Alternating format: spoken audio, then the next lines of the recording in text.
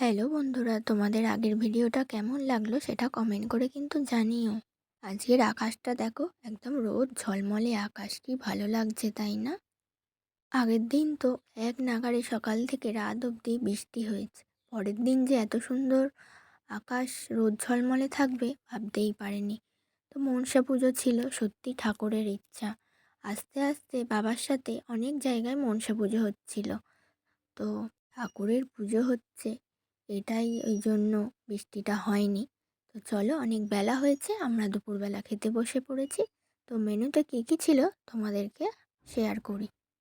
বসা মাত্রই প্লেট, জলের গ্লাস, লেবু, তারপর ছিল গরম গরম ফিশ ফ্রাই, স্যালাড, তারপর চলে এলো আমাদের প্লেন রাইস, ডাল, আলুর চিপস। আলুর চিপসটা তো অসাধারণ ছিল, কি বলবো।